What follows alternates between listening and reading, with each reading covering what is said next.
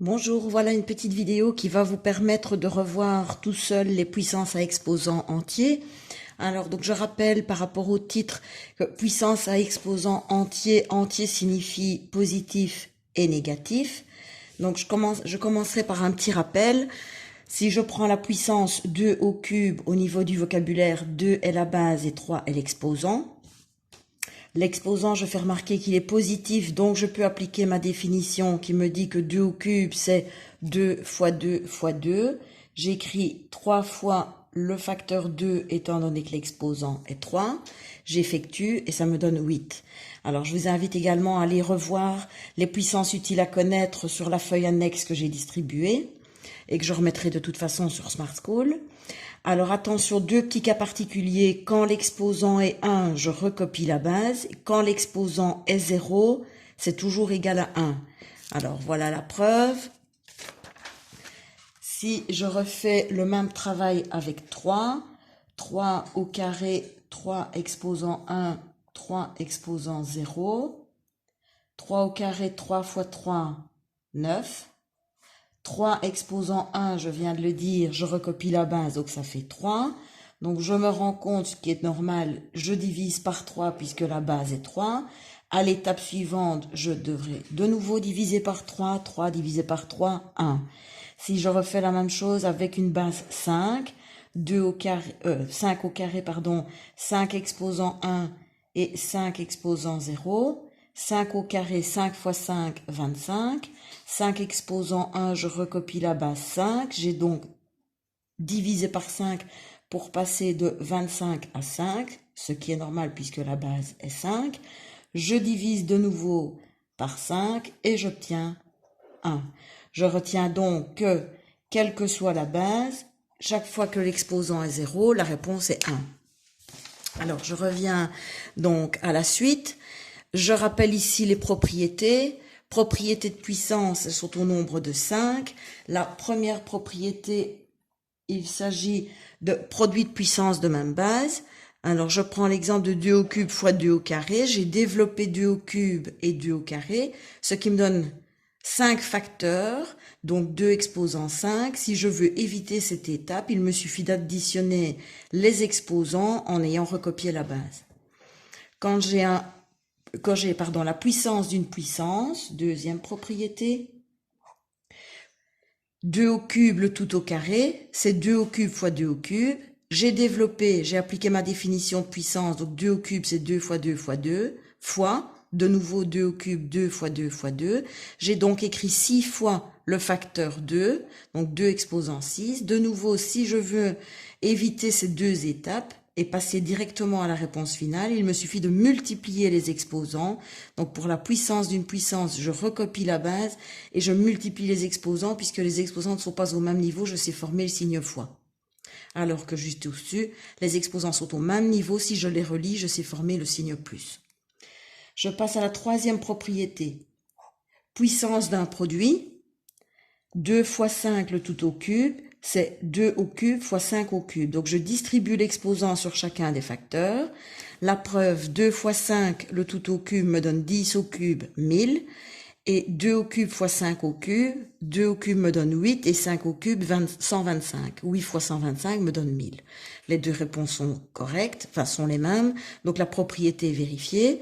Donc, pour la puissance d'un produit, la petite flèche, je distribue l'exposant sur chacun des facteurs du produit.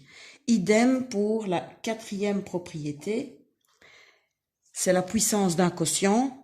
Donc l'exposant porte sur le numérateur et le dénominateur. 10 demi au cube, c'est 10 au cube sur 2 au cube. 10 demi me donne 5, 5 au cube 125.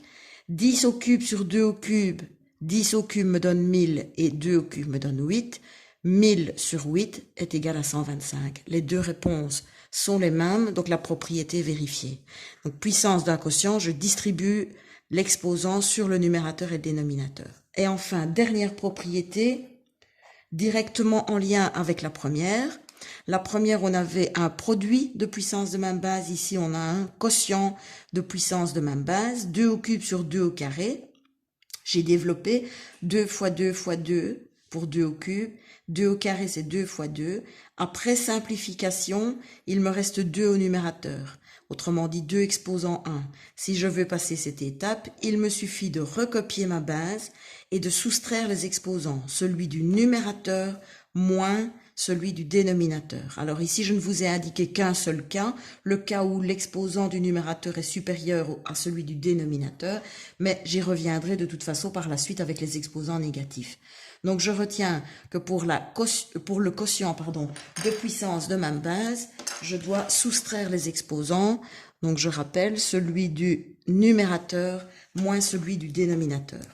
Alors, remarque importante, attention, les propriétés elles peuvent être appliquées avec des exposants positifs et négatifs. Quelle que soit la nature de l'exposant, je peux toujours appliquer ces 5 propriétés.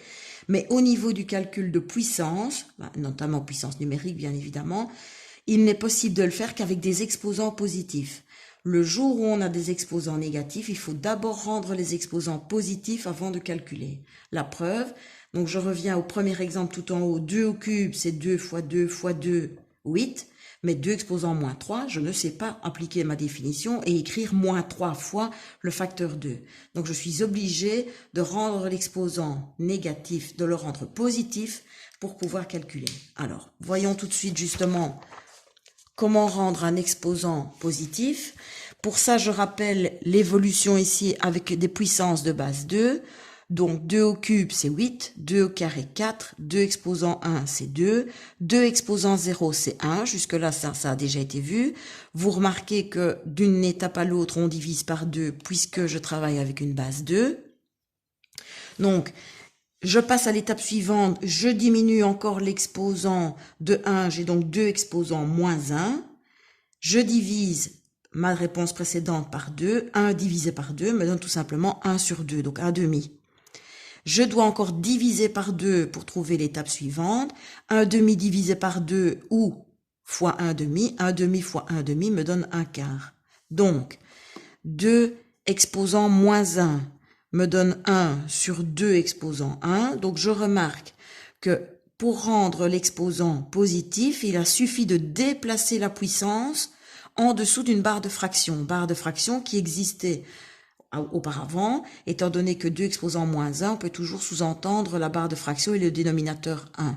Donc le fait d'avoir déplacé ma puissance en dessous de la barre de fraction, l'exposant est devenu positif. Et donc 1 sur 2 exposant 1, c'est 1 demi. Même chose avec 2 exposant moins 2, c'est 1 sur 2 exposant 2. Donc le fait d'avoir déplacé ma puissance de l'autre côté de la barre de fraction, l'exposant est devenu positif et j'obtiens donc 1 quart. Alors, j'ai ici envisagé différents cas possibles.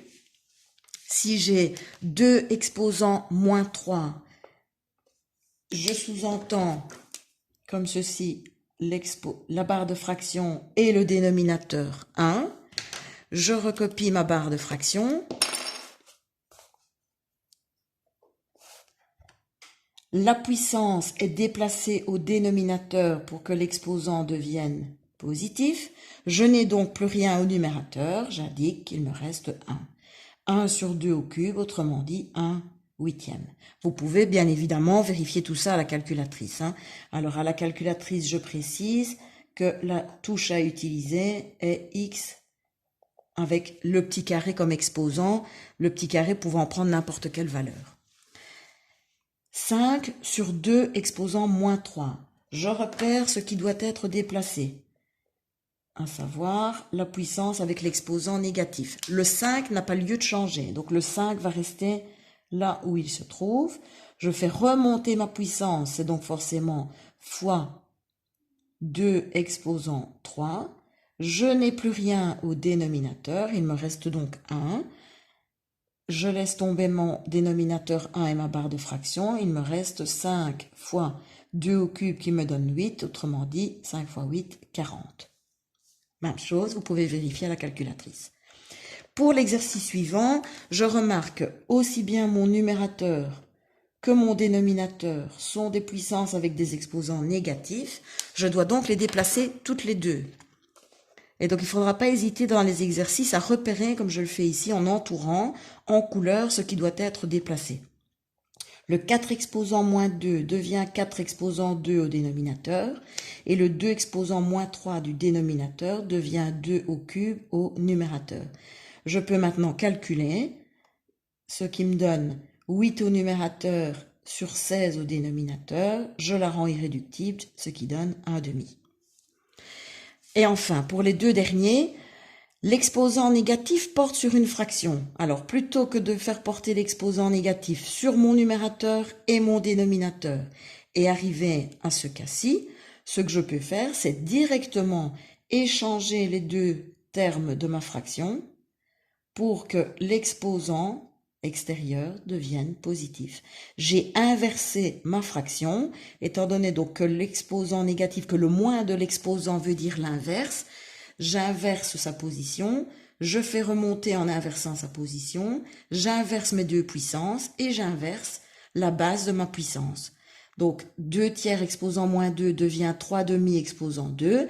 Maintenant, je fais porter l'exposant sur le numérateur et sur le dénominateur. J'effectue, je calcule, ce qui me donne 9/4. Et enfin, avec une puissance de base 10 pour ensuite, un peu plus tard, revenir à la notation scientifique et aux puissances de base 10. 10 exposant moins 2, ce sera donc 1 sur 10 au carré, autrement dit 1 centième. Donc, bien faire attention, puissance de base 10 avec un exposant négatif représente un petit nombre.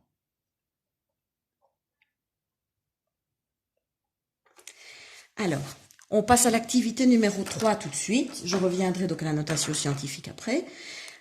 L'activité 3 est une des plus importantes du chapitre. Elle me demande donc des transformations d'écriture. Alors, on peut vous demander deux choses au niveau de la transformation d'une écriture.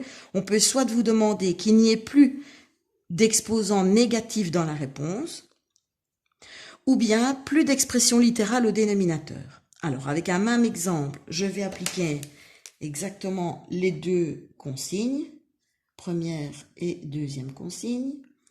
Alors, si j'applique la première consigne et donc je fais en sorte qu'il n'y ait plus d'exposants négatifs, je reprends mon énoncé. 8a exposant moins 2, b exposant moins 3 sur c exposant moins 3. Je repère tout de suite les puissances avec exposant négatif. Attention, l'exposant moins 2 ne porte que sur le 1 et pas sur le 8, si pas j'aurais eu 8a entre parenthèses.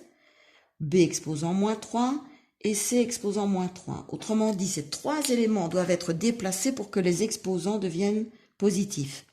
Le 8 n'a rien demandé à personne. Il n'est pas accompagné d'un exposant négatif. Il reste donc au numérateur et uniquement lui. Les autres sont déplacés. C exposant moins 3 devient C cube au numérateur. A exposant moins 2 devient A exposant 2 au dénominateur. Et B exposant 3 au dénominateur. Attention de bien veiller à l'ordre alphabétique au niveau des expressions littérales qui sont des produits. Et voilà, j'ai donc fait en sorte de ne plus avoir que des exposants positifs dans la réponse. Alors bien entendu, si on avait des mêmes bases au numérateur, au dénominateur, on peut ensuite évidemment simplifier. Maintenant, j'applique la deuxième consigne. Si avec le même énoncé, donc 8a exposant moins 2, b exposant moins 3 sur c exposant moins 3, on me demande de faire en sorte qu'il n'y ait plus de facteur littéral au dénominateur. C'est donc ceci qui doit remonter. Je vais donc garder le 8a exposant moins 2, b exposant moins 3, c exposant moins 3 remonte et donc l'exposant devient positif.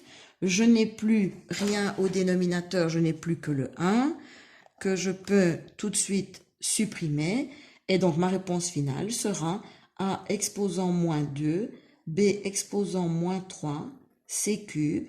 Même si je garde des exposants négatifs dans ma réponse, j'ai bien respecté ma consigne qui était de ne plus avoir de facteur littéral au dénominateur. Attention, petit cas particulier justement pour ceci. Si j'avais eu 8a exposant moins 2, b exposant moins 3 sur 5, C exposant moins 3. Il n'y a que le C exposant moins 3 qui est déplacé, puisqu'il n'y a que ça qui est en fait un facteur littéral. Le 5 étant numérique, le 5 va rester au dénominateur. Donc j'aurai un 8A exposant moins 2, B exposant moins 3, C exposant 3 sur 5 comme réponse finale. Voilà. En ce qui concerne les transformations d'écriture, on en reste là pour l'instant. Je vous invite à faire les exercices de la page 23, activité 3, exercice 1 et 2. Alors, n'hésitez pas à en refaire, à me les envoyer, je les rendrai corrigés. À bientôt.